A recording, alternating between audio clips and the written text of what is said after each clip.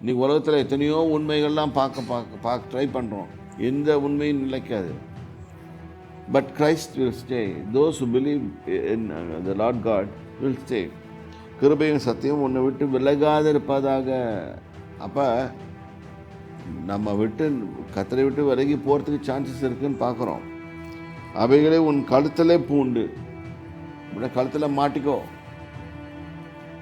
நகை பெண்கள் நகை மாட்டுற மாதிரி மாட்டிக்கோங்க. எது? Truth, grace and truth. அவைகளை உன் இருதயமாகிய பலகையிலே எழுதிக்கொள். இதுதான், இப்படி தான் நடப்பேன் வாழ்க்கையில், இது மாறி நடக்க மாட்டேன், தேவனுடைய காட்டுகிற வழிகள் நடப்பேன், நான் வேறு வழியில் செல்ல மாட்டேன் அப்படின்னு சொல்லி எழுதி வச்சுக்கிட்டிங்கன்னா எந்த தொந்தரவும் வராது. இருக்கிற நாட்களில் வயசு உள்ள குறைச்சி வயசு உள்ள நாட்களில் வெற்றிகரமாக ஜீவிப்பது எப்படின்னு சொல்லி கொடுத்துட்ருக்குறேன். தேவனுடைய வார்த்தைகளையும் எல்லாத்தையும் கொண்டு உங்கள் இருதயத்தை வச்சுக்கோங்க. வைக்கும்போது அவைகளின்படி நடக்க தொடங்குவீங்க. அப்பொழுது நீங்கள் நீடித்த நாளையும் சமாதானத்தையும் எல்லாத்தையும் பெருக பண்ணும். இதனால் என்ன பண்ணுவீங்க? உங்கள் இப்போ ஒரு இடத்துல போகிறீங்க, அதனால் தேவனுடைய பார்வையிலும் மனுஷருடைய பார்வையிலும் தயவும் நல்ல புத்தியும் பெறுவாய். ஃபேவர் சொன்னால் காட்ஸ் ஃபேவர் இருக்குது, மனுஷன் ஹியூமன் ஃபேவர் இருக்குது. அதனால் இங்கே பார்க்குறோம், தேவனுடைய பார்வையிலும் தேவன் நம்மளை பார்க்குறார். ஒரு மனுஷனை ஏறெடுத்து பார்க்குறார். இவன் நம்ம பையன், நல்ல பையன் சொல்கிறபடி கேட்குறவன். எஸ், மனுஷனுடைய பார்வையிலும் ஹியூமன் இதுலேயும் நல்ல புத்தியை பெறுவாய். சொல்லிட்டு அடுத்தது சொல்கிறாரு, உன் சுய புத்தி மேல் சாயாத. ஏன்னா இங்கே தான் நம்ம தவறுறோம். இம்மீடியட்டாக we start taking our own decisions and our thoughts. ஒரு தாட்ஸ் வந்து பிசாசு போடுவான், இல்லாட்டி ஏதாவது ஒரு தாட்ஸ் வரும். அவைகளை கொண்டு வந்து வச்சு நமது இருதயத்தில் நம்மளை நாமே கெடுத்துக்குவோம். அது பாட்டுக்கு சுயபத்தி மேல் சாயாமல் உன் முழு இருதயத்தோடும் கர்த்தரின் மேல் நம்பிக்கையாக இருந்துன்னு போட்டிருக்கோம். இரு, அவ்வளோதான் நான் சொல்வேன். முழு இருதயத்தோடும், என் ஹார்ட் ஃபுல்லாக கர்த்தர் என்னை பாதுகாப்பார், கர்த்தர் என்னை எல்லா தீங்குக்கும் விலை காப்பார், அவர் என் ஆத்மாவை காப்பார், கர்த்தர் உன் போக்கையும் வரத்தையும் இது முதல் காப்பார். 121ஆம் சங்கீதத்தை நம்ம வெளியே கிளம்பும் போது மட்டும் சொல்லுவோம்.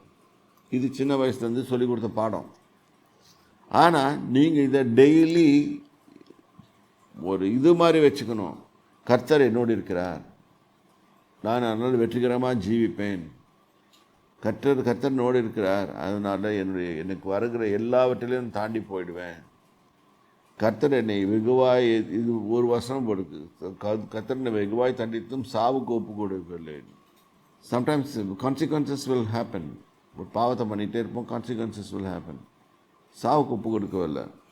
இப்போ இந்த இடத்துல நம்ம புரிஞ்சுக்கணும், நாம் சுயபத்தின் மேலே சாயமாக முழு இருதயத்தோடும் கர்த்தர் மேலே நம்பிக்கையாக இருந்து, I trust the Lord, I trust him, I don't go to the evil ways because I trust in the Lord. நான் தீய வழிக்கு போகிறதில்லை, ஏனென்றால் நான் கர்த்தரை நம்புகிறேன். அவர் எனக்கு எல்லாம் செய்து கொடுப்பார். கர்த்தர் எனக்காக யாவையும் செய்து முடிப்பார், எல்லாற்றையும் முடிப்பார். அவர் என்னோடு இருக்கிறார், அவர் கோலும் என்னை தாடியும் என்னை தேட்டும். 23ஆம் சங்கீதம். கர்த்தர் மேல் நம்பிக்கையாக இருந்து உன் வழிகளெல்லாம் அவரை நினைத்துக்கொள். இதெல்லாம் சக்ஸஸ்ஃபுல் லிவிங். பாருங்கள், ஒரு இதில் பார்த்திங்கன்னா இவ்வளோ பெரிய டாப் ஆளுங்க இருக்கிறாங்க, இவங்க டாப் ஆளுங்க, அவங்கெல்லாம் யாரும் டாப் இல்லை. ரொம்ப பணம் வச்சுருந்தாலும் டாப் இல்லை. அவனுக்கு இப்போ இந்த பணத்தை காப்பாற்றுறதுக்கே பயங்கரமாக இருக்கும். தொப்புன்னு விழுவான். நல்லா சாப்பிட்டுட்டு தூங்கிட்டு உக்காந்துட்டு போகிறான்னு. நான் அதுக்குன்னு பணம் இருக்கக்கூடாதுன்னு சொல்ல, பணம் வச்சுக்கோங்க. பண ஆசை தான் குறுக்கு வழியில் போகிறது. இது ஒரு பெரிய இது. நிறைய பேர் குறுக்கு வழியில் சம்பாதிக்கணும் பார்ப்பாங்க. குறுக்கு வழியில் போகிறது, குறுக்கு வழியில் சம்பாதிக்கிறது, இதெல்லாமே தீமை. இது நான் சொல்லும்போது ரொம்ப கஷ்டமாக தான் இருக்கும். இப்போ பாருங்கள், உலகத்தில் இருக்கிற மக்கள் எப்படியெல்லாம் நம்மளை பயன்படுத்திக்கிறாங்க பாருங்கள். மார்ச் 31ஆம் தேதி ஆகுது இன்றைக்கி எல்லா பேங்கரும் எல்லோரும் தாங்க வேலையை முடிச்சுட்டு போயிருப்பாங்க. என்னென்னா அவன் வீட்டில் பூந்து கொள்ளையடிச்சிட்டு போயிருப்பாங்க. எப்படி கொள்ளையடிச்சிருப்பான்? நீ இது வாங்கு, இது வாங்கு, இது வாங்கு, இது வாங்கு, இது வாங்கினா உனக்கு நல்லதுன்னு சொல்லி ஏமாற்றிட்டு போயிடுவான். 10 பேர் 10 கிரெடிட் கார்டை வச்சுட்டு போயிடுவான். உன்னை ஏமாற்றிட்டு போயிடுவான். நான் இப்போ சொன்ன உடனே என் மேலே கடுமையாக தாக்குதல் வந்தாலும் வரும். கிரெடிட் கார்டு நான் சொல்கிறேன், முடிஞ்சால் ஒன்றுக்கு மேலே வைக்காதீங்க. அவைகள் ஆபத்து நிறைஞ்சது. அந்த 28 நாளோ 30 நாளோ தான் இந்த இன்ட்ரெஸ்ட் ஃப்ரீ. அதுக்கப்புறம் க்ளீனாக போட்டு விட்ருவான். 60% நான் 36%லேருந்து ஆரம்பிக்கும். எதுக்கு போய் அவனுக்கு பணம், உங்கள் பணத்தை கொடுக்குறீங்க? ஓகே, அதனால் ஜாக்கிரதையாக இருங்க. அப்போ இந்த ஞானமெல்லாம் நம்ம படிக்க தான் வருது. அப்போ என்னுடைய வழிகள் கர்த்தரோடு இருந்தால், கர்த்தர் சொல்லியிருக்கார், நீ கடன் வாங்க மாட்டாயிருப்பார். கிரெடிட் கடன், அது பேரே கடன் அட்டைன்னு பேர். எதுக்கு அவங்ககிட்ட போய் வாங்குறீங்க? நீங்கள் உங்கள் சம்பாத்தியத்தை பண்ணுங்க. அது கர்த்தர் மேல் நம்பிக்கை வைத்து அவர் செய்யுங்க. அவர் உண்மையாகவே எடுத்து கொடுப்பார். ஆனால் இது யாரும் சொல்லிக் கொடுக்கறதில்ல. கர்த்தர் மேல் நம்பிக்கை உன் வழிகளெல்லாம் கர்த்தரை நினைத்துக்கொள், அப்போது அவர் உன் பாதைகளை செவைப்படுத்துவார். எதுக்கு செவைப்படுத்துவார்? நீ நல்லா இருக்கிறதுக்காக, நீ வெற்றிகரமாக ஜீவிப்பதற்காக. நீ வலதுபுறம் இடதுபுறம் சாயாமல் நேராக ஓடிட்டுருப்ப. உன்னுடைய வாழ்க்கை தன் காலத்தில் தன் கனியை தந்து இலை உதிராது இருக்க மரத்தை போல் இருப்பான். 1ஆம் சங்கீதம். இப்படி இருக்கணும்னு சொன்னால் நீ you have to rely on God, the Lord God, not on anything. ஆண்டவர் எவ்வளோ படைச்சிட்டாரு, ரொம்ப பிஸி. சில பேர் சொல்கிறது கேட்குறேன், ரொம்ப பிஸி. அவர் எப்படி, அவருக்கு என் மேலே அவர் என்னை பார்ப்பாரா? என்னை பார்க்கறதுக்கு அவருக்கு நேரம் இருக்கா? இல்லை, அவர் உன்னை தான் பார்த்துட்ருக்காரு. அதனால தான் ஹீஸ் காட். அவர் ஒவ்வொருத்தரையும் பாதுகாக்கிறது தான் அவருடைய வேலை. அவர் அதை செய்து தான் இருக்கிறாரு. ஆனால் நம்ம அவர் வழியில் போகணும். நம்ம சொந்த வழியில் போக முடியாது. அப்போ உன் பாதைகளை செவைப்படுத்துவார். நீ உன்னை ஞானி என்று எண்ணாதே. இந்த வசனத்தை நீங்கள் திருப்பி படிங்க. எனக்கு 67 வயசாக போது நான் எத்தனையோ முறை இந்த புஸ்தகங்களை படித்திருக்கேன். ஒவ்வொரு முறை படிக்கும் போதும் ஒவ்வொரு அர்த்தங்கள் வரும். நான் என்னை ஞானின்னு சொல்லிக்கிறதுல எல்லாத்தையும் அறிஞ்சவன் சொல்ல முடியாது. ஏனென்றால் தேவன் படைத்ததெல்லாம் அவ்வளோ பெருசாக இருக்குது. எப்படி போய் அறிகிறது? இந்த லைஃப்பில் நமக்கு தேவையானது மட்டும்தான் நம்ம கற்றுக்குவோம். பேலன்ஸ் எல்லாம் அவர்கிட்ட நம்ம போன பிறகு நம்மளுக்காகவே தெரிஞ்சிடும்.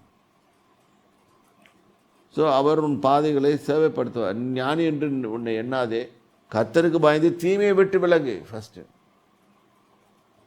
பொல்லாப்பு செய்வாய ஏதுவான உனக்கு கோபம் வர வேணாம்.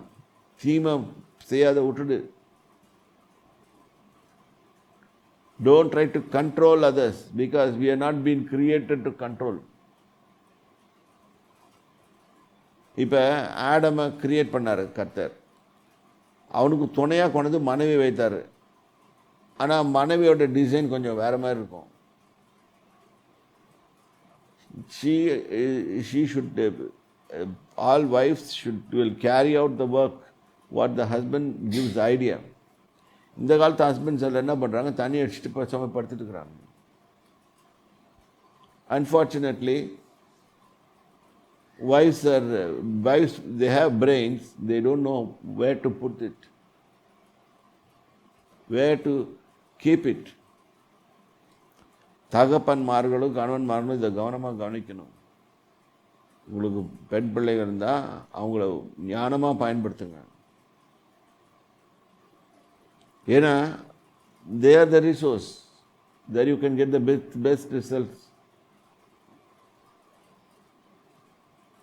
அவங்க ஆதாமுக்கு ஒரு ஏவாளை கொடுத்தார் கர்த்தர். கொடுத்து உனக்கு ஹெல்ப் மேட் அப்படின்னு சொல்லிட்டாரு. அதாவது இந்த இவ்வளோ வேலை கொடுத்துருக்கேன்பா, நீ என்ன பண்ண, இந்த பொண்ணை துணையாக வச்சுக்கோ, உனக்கு எல்லாத்துலேயும் துணையாக இருப்பார் அப்படின்னு சொன்னால் நம்ம என்ன பண்ணுவோம்? அந்த காரியத்தை விட்டுட்டு மிச்சம் எல்லாத்துலேயும் போக பார்ப்போம். இங்கே தான் பிரச்சனை.